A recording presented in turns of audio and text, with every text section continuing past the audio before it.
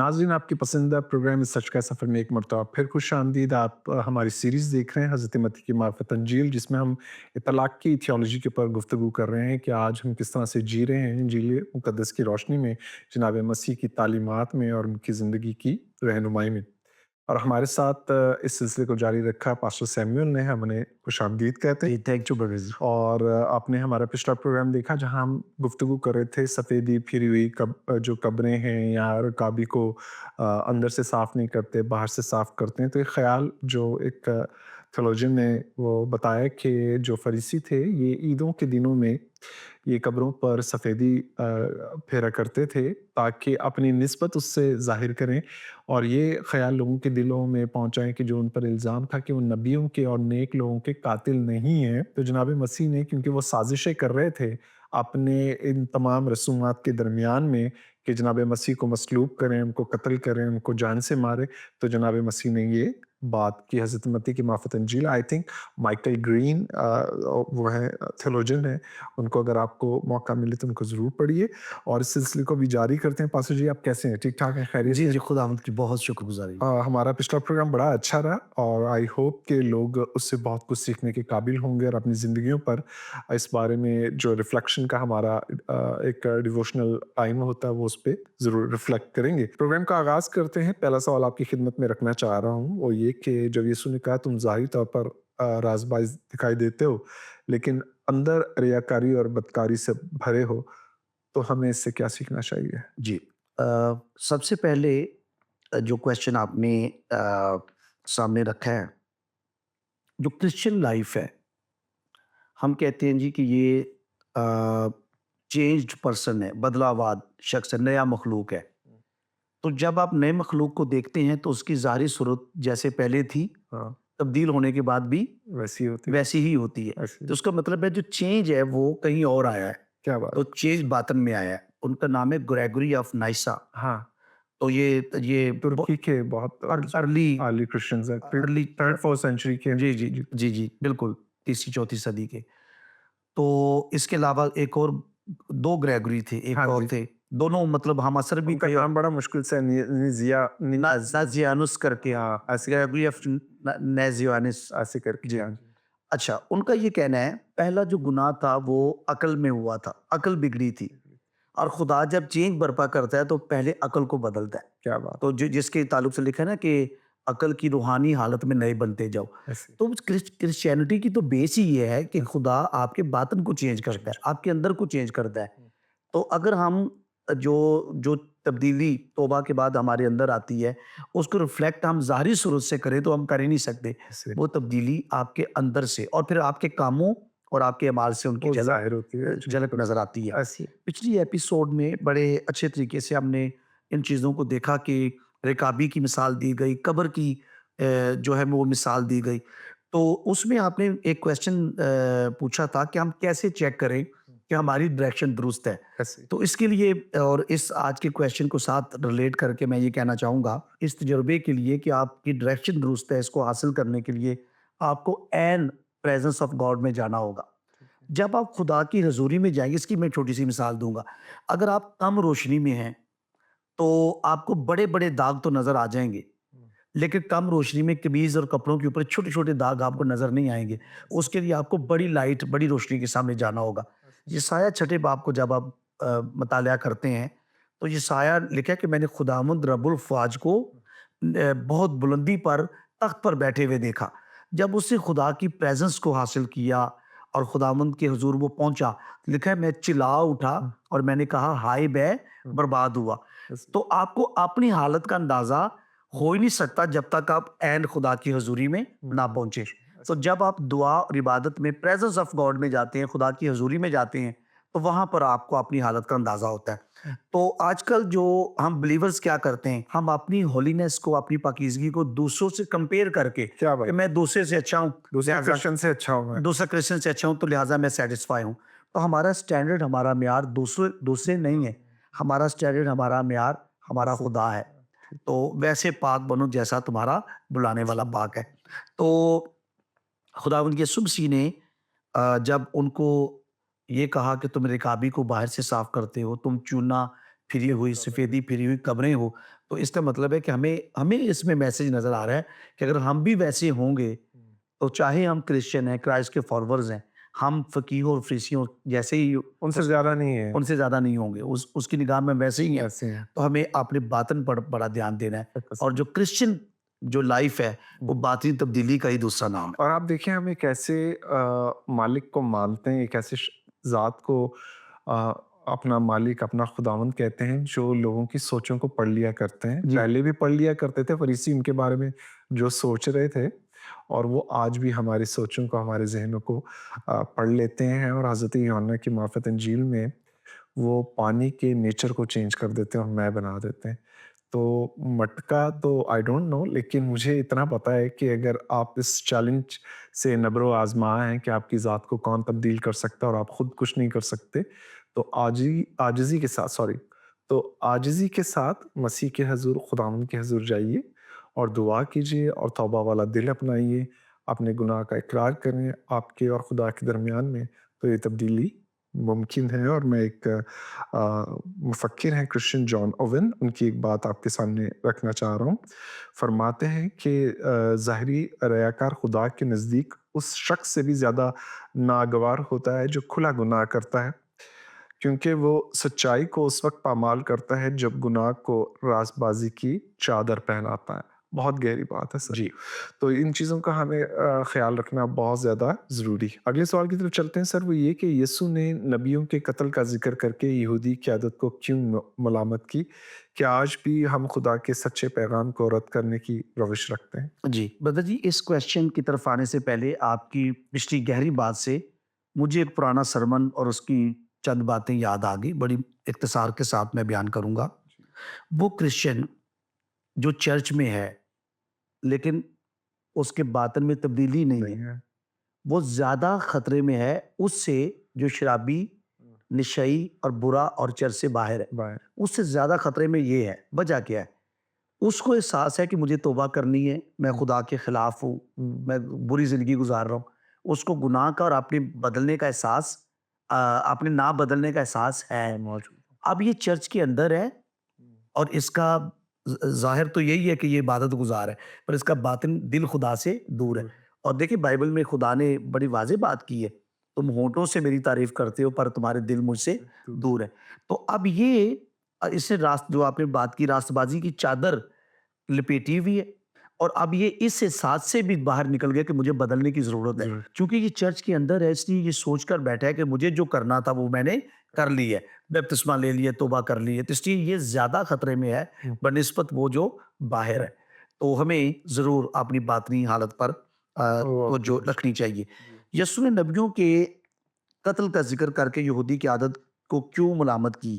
कि आज हम भी खुदा के सच्चे पैगाम को रद्द करने की रविश रखते हैं? एक्चुअली खुदावंद के मुलामत करने की वजह ये है कि अब खुदावंद की क्रूसिफिक्शन और डेथ का टाइम बहुत करीब है, और ये सारे यही लोग तो पूरी साजिश और प्लानिंग कर रहे थे। तो खुदावंद ने उनकी इस बात पर मलामत की कि तुम नबियों के मकबरे बनाते हो, हुँ। जो आप एक हिस्टोरिकल इनका इवेंट आप डिस्कस कर रहे थे कि ये खास ईदों पर उनकी कब्रों को संवारते थे, सजाते थे, और तुम कहते हो कि अगर हम अपने माँ बाप के टाइम पर होते, तो हम उनके कत्ल, जब वो मेरा नबी, हमारा हाथ शामिल नहीं होना। हमारा हाथ शामिल नहीं होता, हम नबियों को कत्ल करने में उनकी मदद ना करते या साथ ना देते। तो इससे तुम गवाही देती हो कि तुम नबियों के कातिल हो, बात ही और तुम एक तरफ ये कह रहे हो कि हम ऐसा ना करते, और दूसरी तरफ मुझ जैसे आदमी के कत्ल करने की, रास-बास के लिए रास्तबाज की कत्ल की साजिश कर रहे हैं। तो इस तरह से रवैये से खुदा दरअसल एक ही पैटर्न है इस चैप्टर का। खुदावंद उनको दिखा रहा है कि तुम अंदर से कुछ और हो और ज़ाहिर तुम्हारा कुछ और है। सर ये अदालत के करीब जाते जा रहे हैं ना, मसीह की अदालत करना चाह रहे हो, मसीह उनकी अदालत कर रहा है, आप जारी जी, रखिए। जी, बिल्कुल ऐसे ही है। क्या आज हम भी खुदा के सच्चे पैगाम को रद्द करने की रविश रखते हैं? तो ब्रदर जी, ये हर दौर में रहेगा। कलाम को रद्द करना और कलाम को कबूल करना, दोनों तरह के लोग आपको माज़ी में, हाल हाल में और मुस्तकबिल में, बिल्कुल। ये दोनों तरह के लोग आपको मिलेंगे। कुछ इन पैगाम को कबूल करेंगे, कुछ पैगाम को रद्द करेंगे। तो इसका शॉर्ट आंसर है येस, ऐसे रवैये, ऐसी रविशें आज भी मौजूद हैं जहाँ कलाम को हम रद्द करते हैं और अपनी बनाई हुई ज़ाहिरी रास्तबाज़ी को ज़्यादा हम हाँ। सपोर्ट और प्रमोट करते हैं। और उसमें मैं एक टॉक शो देख रहा था, एक यहूदी थे, वो किसी से बात कर रहे थे अपने हवाले से, तो उन्होंने कहा कि कोई बात हुई तो आगे तो उस यहूदी जो होस्ट था उसने कहा कि देखें ये क्रिश्चियंस ने हम पर इल्ज़ाम लगाया कि हम नबियों को कत्ल करते हैं, ऐसा नहीं है। तो मैं जब रिसर्च कर रहा था तो हज़रत यसाया के बारे में रवायतें मौजूद हैं कि उनको आरे से बीच में से चीरा गया, वो भी इन्होंने ही किया। फिर हज़रत यिर्मयाह का पूरे सहीफ़े में वो खुद अपने मुँह से कह रहे होते हैं मेरे साथ ये क्या कर रहे हैं, उनको कैद में। और फिर हज़रत ज़करिया का भी ज़िक्र है कि वो मेरे ख़्याल सलातीन में उनकी तवारीख़। बरखिया का बेटा हाँ, ज़करिया जी, हाँ। बिल्कुल। तो ये उधर मौजूद है और जनाब मसीह की अपनी बात, उनकी अपनी ज़ात। लेकिन ये है कि हमें माफ़ी का सबक दिया गया है। जनाब मसीह ने सलीब पर उनको माफ़ किया। तो ये यिर्मयाह नबी का सहीफ़ा उसका 37वां बाब है, दूसरा तवारीख़ 20 बाब, 21 ता 24 आयत। ज़करिया को हैकल के सहन में कत्ल किया गया। फिर हज़रत ईसा के बारे में जो रवायात हैं, तो जनाब मसीह जब बात कर रहे थे तो वो ये कोई नस्ली इल्ज़ाम नहीं लगा रहे थे बल्कि मज़हबी रुझान की बात कर रहे थे।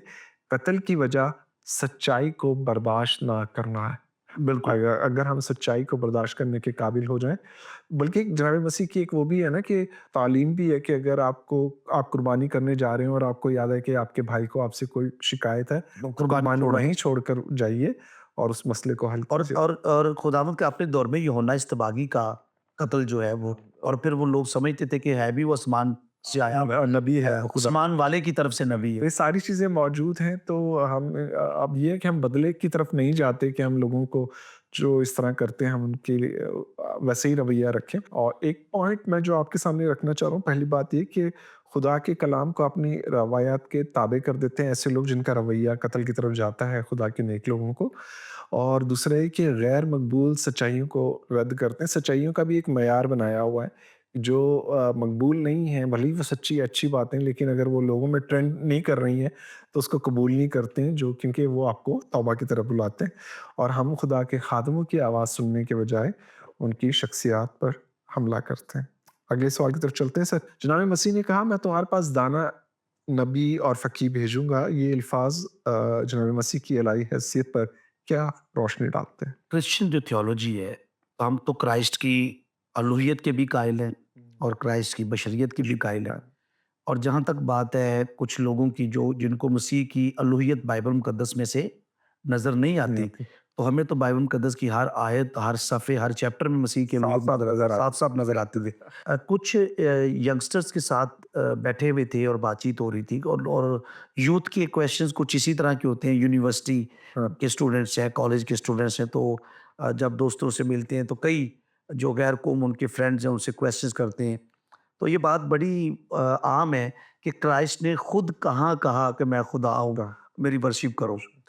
तो खैर इसका बड़ा टेक्निकल आंसर भी है और बड़ा एक प्रॉपर आंसर मौजूद है, लेकिन छोटी सी बात जो मैं इस वक्त इस क्वेश्चन की रोशनी में करना चाहूँगा कि क्या ये अल्फाज यसु की इलाही हैसियत पर क्या रोशनी डालते हैं। तो ब्रदर जी, जब एक फिजिकल बॉडी में इनकारनेट वर्ड मसीह तजस्सुम इख्तियार करके, कलमाए खुदा तजस्सुम इख्तियार करके उनके उनके साथ चल रहा है, 2 पाँव 2 हाथ हमारी तरह। हुँ, तो ऐसी फिज़िकल बॉडी में ये क्लेम करना कि मैं खुदा हूँ, ये वैसे ही खिलाफ़े अक्ल नज़र आता है। ठीक है। तो मंतकी तौर पर मुश्किल है इंसान मुझ के। ब और खुदावंद लोगों की इस मुश्किल को जानता था। लिहाज़ा क्राइस्ट ने ये कहने की बजाय आई एम गॉड, उसने एक और रास्ता इख्तियार किया। अच्छा, खुदा कहना आसान है, उसको साबित करना मुश्किल है। क्या बात तो क्राइस्ट ने साबित करने वाला रास्ता अख्तियार किया।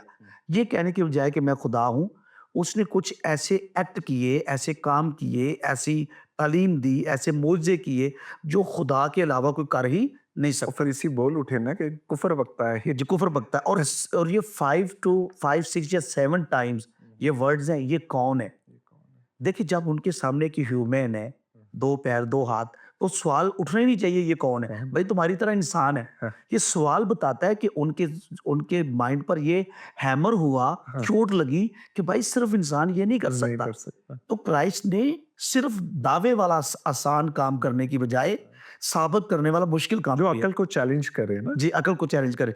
उसने साबित करने वाला मुश्किल काम किया क्योंकि उसके लिए मुश्किल नहीं था, हाँ, क्योंकि he is divine person. Person ऐसे। तो क्राइस्ट की अलूहियत पर जब उसने शागिर्दों को भेजा, और मैं भेड़ों को भेड़ियों के दरमियान तो बे भेजता हूँ, जब उसे शागिर्दों को भेजा, ये कहकर भेजा कि जाओ सारी खलकत के सामने इंजील की। हुन आगे चैप्टर में मत्ती 28-19 में आएगा, फ़ेवरेट है जी। जो जी जाकर मुनादी करो। हाँ जी। तो क्राइस्ट की डिवाइन डिवाइन जो इलाही हस्ती है, हुँ, बिल्कुल उसकी इलाही शख्सियत और इलाही हैसियत और इलाही हस्ती ज़ाहिर इससे होता झलकती है कि वो भेजने का इख्तियार रखता है। है। उसने भेजा और उसने शागिर्दों को इख्तियार देकर भेजा। और यस, यस इसका जवाब है yes, he is divine person. Divine person यहाँ से साबित होता है। और मैं ये देख रहा था जब मैं इसको ओल्ड टेस्टमेंट में देख रहा था कि पुराने अहदनामे में इस्तिस्ना की किताब उसका 18 उसकी 18 आयत उसमें जो है अहदनामे में ओल्ड टेस्टमेंट में खुदा ये बात कर रहे होते हैं, खुदा बाप हम तो इस तरह से देखते हैं, लेकिन जो मसीह दावा करते हैं बिल्कुल उसी तरह का इख्तियार और अपने लफ्ज़ों में जो चुनाव करते हैं और जो काम करते हैं वो बिल्कुल उस चीज़ को ज़ाहिर करते हैं जो अहदनामे में दूसरों के मुताबिक खुदा बाप करता है। और फिर मैं किसी को पढ़ रहा था तो उन्होंने कहा कि यहाँ पर इस बात का इशारा है कि यीशु खुद को खुदा के बराबर रख रहे हैं और वो वही हैं जो नबियों को भेजता है। तो ये हम नहीं कहते, ये बहुत हमसे भी ज़्यादा पढ़े लिखे लोग कहते हैं। मैं अपनी बात कर रहा हूँ, पास्टर जी तो पीएचडी हैं, कर रहे नहीं, हैं, अभी कर रहे हैं। हूँ जी। हाँ, तो मैं पीएचडी नहीं हूँ, लेकिन मैं फिर भी ये कहता हूँ कि मसीह ये जो बात कर रहे हैं वो बहुत, और उनके बारे में जो स्कॉलर्स हैं, जब वो पढ़ते हैं, वो अच्छे से जाँचते हैं, अच्छी लिंग्विस्टिकली उन चीज़ों को देखते हैं, तो वो फिर झुक जाते हैं उनके आगे। और जनाब मसीह खुद को वही का ज़रिया कहते हैं। इसलिए वो ये कहते हैं कि खुदा, वो ये नहीं कहते कि खुदा नबी भेजेगा, बल्कि कहते हैं कि वो नबी भेजेंगे। ये सोचने की बात है कि वो ये नहीं कहते कि मैं दुआ करूँगा और वो तुम्हारे लिए नबी भेजेगा, नहीं, वो कहते हैं कि मैं भेजूँगा। जी। ठीक है, अगले सवाल की तरफ चलते हैं। यीशु मसीह ने ये कहा, यरूशलेम ऐ यरूशलेम कहकर आँसू भरे अंदाज में किस चीज़ पर अफ़सोस किया? क्या हम भी खुदा की पुकार को रद्द कर रहे हैं? यरूशलेम के साथ बहुत सारे मज़हबी, रूहानी वाक़यात मंसूब हैं, जुड़े हुए हैं। बादशाह दाऊद जी, और उसकी बादशाही, सुलेमान, दीगर सारे जो भी ज्यूज़ हिस्ट्री है। जी, अच्छा, खुदावंद का जो तर्स था यरूशलेम के लिए, या उसका जो दिल था वो यरूशलेम के लिए धड़कता था, और उसने यरूशलेम में बहुत सारे काम, बहुत सारे मुआज़े किए, किसी तरीके से उनके दिलों पर चोट लगे और वो तौबा करें, लेकिन उन्होंने ना की। तो खुदावंद के आँसू भरे अंदाज़ में खुदावंद के अफ़सोस की 2 वजूहात है। एक है अब्दी हलाकत, क्योंकि खुदा किसी की हलाकत नहीं नहीं शुरू। चाहता, और दूसरा खुदावंद की डेथ, रेज़रेक्शन और आसमान पर उठाए जाने के बाद, बहुत दूर नहीं, खुदावंद के बाद एक बड़ा वाक़या होने जा रहा था जिसको हम 70 ईस्वी की बर्बादी के नाम से याद जी, करते हैं। जी, जी, यरूशलेम को रोमन्स के हाथों 70 ईस्वी में पामाल किया गया, जी। ईंट से ईंट जी, बजाई गई, ऐसे कत्ल-ओ-गारत हुई, इवन के हैकल को भी मिस्मार कर दिया गया। ऐसे तो खुदावंद यरूशलेम को देखकर रोता है, तो इसका एक इमीडिएट कॉन्टेक्स्ट है। तो इमीडिएट कॉन्टेक्स्ट इस रेफरेंस का ये है कि 70 ईस्वी की जो बर्बादी है, जिसमें बहुत सारे लोग मरेंगे, खुदावंद उसको, क्योंकि वो डिवाइन पर्सन है, वो देख रहे उसको हैं। पता है, वो देख रहा है उसको, तो उसकी वजह से यरूशलेम पर अफ़सोस करता रोता है कि मैंने चाहा कि तो जाता है परों में परों बच्चों। में छुपाऊँ, या तुम तौबा करो। हुँ, एक तो ये है। दूसरी दूसरी बात इसके पीछे ब्रॉडर कॉन्टेक्स्ट जो इसका है, क्राइस्ट को रद्द किया गया, उसके इंजील के पैगाम को कबूल ना किया गया, तो ये यरूशलेम के रहने वालों के लिए अब्दी हलाकत का बाइस बना। तो दोनों बातें इसमें शामिल हैं, इसलिए उसने अफ़सोस किया। और क्या हम भी खुदा की पुकार को रद्द कर रहे हैं? तो अगेन ये सिलसिला हर दौर में आपको नज़र आएगा। कुछ उसकी पुकार, उसकी आवाज़ को, आए थके माँदो, बोझ के तले दबे हुए लोगों, मेरे पास आओ, मैं तुमको आराम दूँगा। अच्छा, आराम की ख़्वाहिश है, पर आराम देने वाले के पास जाना नहीं। जाना नहीं चाहते। तो ये आपको हर दौर में चैलेंजेस नज़र आए। नज़र आएगा। मुफक्किर को पढ़ रहा था, उन्होंने कहा कि लोगों को इस आयत को सामने रख के ये ख़्याल ज़रूर करना चाहिए कि जहाँ ये बातें खुदा के दिल को ज़ाहिर करती हैं और वहाँ पर हमें ये भी पता होना चाहिए, जैसे यहूदियों ने किया और 70 ईस्वी में जो उनके साथ हुआ। और दूसरा है कि क्या हम आज जैसे हम बात कर रहे हैं, ये पैगाम आप सुन रहे हैं, आप दुनिया में रह रहे हैं, आपको पता है दुनिया में क्या हो रहा है, क्या हालात चल रहे हैं, आप अंजील का पैगाम सुनकर उसके बारे में क्या अपने ज़ात में, अपने रवैयों में तब्दीली लाते हैं और आप मसीह खुदावंद के साथ अपने ताल्लुक़ को अंजील की मुनादी के लिए अपने दरवाज़ों को और अपने कदमों को जारी रखते हैं, बाहर निकालते हैं, उनके बारे में ज़रूर सोचिएगा। अगले सवाल की तरफ चलते हैं। जैसे मुर्गी अपने बच्चों को पैरों के नीचे जमा करती है, ये तशबीह हमें खुदा के दिल के बारे में क्या तस्वीर किस तरह से पेश करती है? इसमें हमें नज़र आता है कि खुदा अपने लोगों को प्रोटेक्ट करता है, अपने लोगों को कवर करता है। आज के दौर में इस बात को समझना और भी ज़रूरी हो गया है। एक टर्म आजकल चल रही है जी, स्पिरिचुअल कवरिंग। ठीक है। तो किसी वक़्त चलें एक सेपरेट इस पे खुदावन ने वक़्त दिया तो एक प्रोग्राम। प्रोग्राम जो है रिकॉर्ड कर लेंगे। अच्छा, ये है क्या स्पिरिचुअल कवरिंग? आप बिलीवर हैं, ईमानदार हैं, आपने अपने से ऊपर वाली रूहानी डायमेंशन में बंदा ढूँढना है अच्छा। और आपने उसकी जिसको आमतौर पे कहते हैं ये मेरा स्पिरिचुअल फादर है। आपने उसकी फिर उसको स्पिरिचुअल फादर मानना है और उसकी कवरिंग में आपने आना है, यानी ह्यूमन कवरिंग। ठीक है। तो यानी देखें आप कितनी यानी चर्च किस कदर खस्ता हालत की तरफ जा रहा है कि हम ह्यूमन कवरिंग को अपने लिए प्रोटेक्शन समझते हैं। ये आयत बताती है जैसे मुर्गी अपने बच्चों को परों के नीचे जमा करती है, यानी हमारे स्पिरिचुअल कवरिंग है, और स्पिरिचुअल कवरिंग थ्रू मैन नहीं है, थ्रू गॉड है। डायरेक्टली वो खुद ये ख्याल रखता है खुद हमारे। खुद यानी देखिए ब्लड ऑफ क्राइस्ट की कवरिंग है, खुदा के हाथ की कवरिंग कवरिंग है। क्या लिखा है? जो हक ताला के पर्दे में रहता है वो कादर मुतलक के साया में सुकूनत करेगा। तो हम स्पिरिचुअल कवरिंग को, डिवाइन प्रोटेक्शन को मानते हैं, लेकिन हम उसको लोगों की कवरिंग में तलाश नहीं करते कि कोई मेरे ऊपर एक इंसान हो, उसके हाथ और साया के नीचे मैं जिंदगी गुजारूं तो मैं स्पिरिचुअली कवर्ड हूँ। पास्टर जी, ये नॉस्टिक आइडिया लगता है, ये बड़ा लंबा सब्जेक्ट है, लेकिन वो इस तरह का ख्याल करते थे कि खास लोग होते हैं जिनके पास खास वो फलसफे का इल्म होता है और और वो एक मकाम हासिल कर लेता है और लोगों को चाहिए कि नीचे तबके वाले हैं जो उस लेवल में स्पिरिचुअलिटी में लोअर लेवल पे हैं।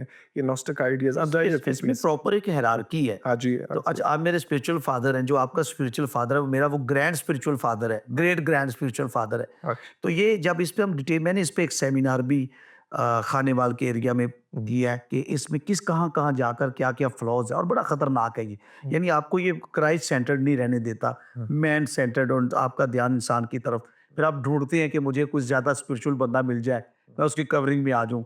फिर एक दूसरे के साथ मुआवजा करेंगे, जिसकी कवरिंग में आप हैं वो ज़्यादा मजबूत है, मेरे वाला ज़रा कमज़ोर है। तो इस तरह की चीज़ें स्टार्ट हो जाएंगी। तो ये बहुत डेंजरस है। तो ये आयत हमें क्या बताती है आज के दौर में? आपने पूछा है कि ये हमें खुदा के दिल की कैसी तस्वीर ये आयत दिखाती है। तो खुदा प्रोटेक्ट करना चाहता है, खुदा महफूज करना चाहता है, खुदा आप तो मुसीबतों से बचाना चाहता है, और खुदा अपने परों में हमें पनाह देना चाहता है, और ये डिवाइन प्रोटेक्शन की तरफ हमें और लेके खुदा जाता किसी का दादा नहीं है, वो है। हर किसी का खुदा बाप, सिर्फ बेटे और बेटी हैं। बेटे बेटी हैं। ये एक बड़ी छोटी सी हम लोग जो प्रोटेस्टेंट उसमें हैं इसको कोट किया करते हैं, जो रिफॉर्म थियोलॉजियंस हैं, और ये कि जनाब मसीह की जो ये बात है इसके लिए आप ज़बूर नंबर 91 इस्तिस्ना 11 बाब उसकी 12 तक 32 आयत को पढ़िए, और रूत की किताब उसके दूसरे बाब की 12 आयत का इसको इस चीज़ में आपको जो मसीह आपको बताना चाह रहे हैं खुदा के बारे में, खुदा बाप के बारे में और मसीह अपने बारे में, ये आपको प्रोटेक्शन का सारा सिलसिला नज़र आता है।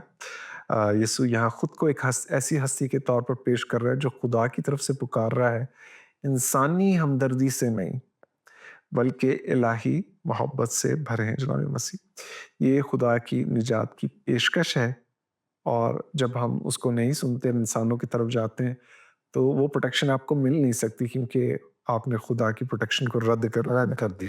और ये किसी तरह की बदतमीज़ी भी नहीं है। ओल्ड टेस्टामेंट में जो खुदा बाप है उन्होंने अपने लिए सारी ये इस तरह के जो पैराफ्रेज़ेज़ इस्तेमाल किए।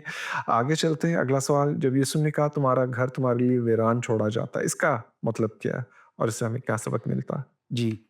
अच्छा जी, ये जो ना इसके बारे में 2 ख़्याल हैं, और एक है कि ये जो तुम्हारा घर, इससे मुराद हैकल है। अच्छा, टेम्पल जो था, हैकल जो थी, वो खुदा का घर था, और यहूदियों के रवैये और खुदा के कलाम को रिजेक्ट करने और मसीह को रद्द करने की वजह से अब वो हैकल जो खुदा का घर था वो तुम्हारा घर है। अब तुम्हारी मर्जी की सेटिंग वहां पर चल रही है। ठीक है। अब वहां पर डिवाइन प्रेजेंस जो है नहीं। वो गायब है। तो हैकल इससे मुराद है। और दूसरा, तुम्हारे घर से मुराद ओवरऑल इसराइल है, मुल्की सतह पर, और यहाँ सतह कौम या मुल्की सतह पर। वो तुम्हारे लिए तुम्हारा घर वीरान छोड़ा जाता है। अगर हैकल की बात करें तो वो भी 70 ईस्वी में तबाह। बर्बाद हो गई। जी। तुम्हारा घर अगर हैकल हैकल मुराद ली जाए, और अगर इसराइल लिया जाए तो यरूशलेम का जो हाल हुआ वो और भी। अभी भी जो हाल है वो बहुत बुरा जी है। जी। और जो 70 ईस्वी में तो ब्रदर जी प्रॉपर एक प्लान्ड और एक पॉलिटिकल अटैक था। इन्वेजन थी और रोमन्स बहुत की जी। बहुत खतरनाक सूरत बहुत। हाल थी। और उसके बारे में लिखा है कि दुआ करो कि वो झाड़े में दिन ना आए, या जो भी हमें डिटेल्स मिलती हैं। जी, जी। हाँ, अगर कोई कोठे पर तो नीचे ना उतरे, तो बहुत खतरनाक सूरत हाल थी। तो ये तुम्हारा घर तुम्हारे लिए वीरान छोड़ा जाता है। तो अगेन 70 ईस्वी की मुसीबत की तरफ इशारा है, और जो कुछ होने जा रहा था उसकी तरफ इशारा है। तो हमें इससे सबक ये मिलता है, अगर हम खुदा के मैसेज को रिजेक्ट करेंगे, और अगर हम खुदा के भेजे हुए मसीह को रिजेक्ट करेंगे, तो फिर हमारा बचना भी मुहाल है। हमें खुदा के ताबे होना है, सरेंडर करना है मसीह के पैगाम को कबूल कर। ये अदालती फैसला 2 मिनट है और एक सवाल छोटा-सा आखिरी, जब तक तुम ना कहो मुबारक है वो जो खुदावंद के नाम से आता है, इस वादे में हमें क्या उम्मीद नज़र आती? 2 मिनट है हमारे जी, पास। इस वादे में ब्रदर जी हमें उम्मीद ये नज़र आती है, अगर आप रोमन्स के ख़त को जो पॉल ने लिखा है उसको साथ मिलाकर देखें, तो हमें ज्यूज़ के फ्यूचर में जब खुदावंद ने कहा कि जब तक तुम ना कहो मुबारक है वो जो खुदावंद के नाम से आता है, इस सेंटेंस को अगर आप पॉल के लेटर रोमन्स के नाम जो ख़त है उसको मिलाकर पढ़ें, तो वो ज्यूज़ के बदलने की बात करता है कि उनको सख्त किया गया या वो सख्त हो गए ताकि गैर कौमें दाखिल हो जाएँ। ऐसे। तो जब उनका सख्त होना गैर कौमों के दाखिल होने का सबब बना है, तो उनका रजू लाना किस कदर और दुनिया के बरकत लिए के लिए। तब्दीली और बरकत का बायस होगा। तो इसमें हमें यहूदियों के बदलने की उम्मीद नजर आती है, और वो कहेंगे कि मुबारक है वो जो खुदावंद के नाम से आता है। क्राइस्ट की तरफ उनका रजू लाना नजर आता है। तो एक वक्त ऐसा आएगा, और इसको अगर आप सिस्टमैटिक थियोलॉजी में पढ़ें, तो हमें बाइबल मुकद्दस के बाकी पैसेजेस में भी ये मैसेज नजर आएगा कि किस तरीके से खुदावंद उनको उनको भी बदलेगा और उनको अपनी तरफ खींचेगा। बहुत खूबसूरत बात, और एक छोटी-सी बात के साथ वक़्त का इशारा आ रहा है। तो ये दोस्तनुमा दुश्मन मैंने एक रखा हुआ नाम। तो ये है कि मसीह का दिल का दरवाज़ा बंद नहीं होता, बल्कि मसीह इंतज़ार करता है, हम सबका इंतज़ार कर रहा है। तो मौका अभी भी है। छोटी-सी बात के साथ इजाज़त दीजिए। खुदा हाफ़िज़।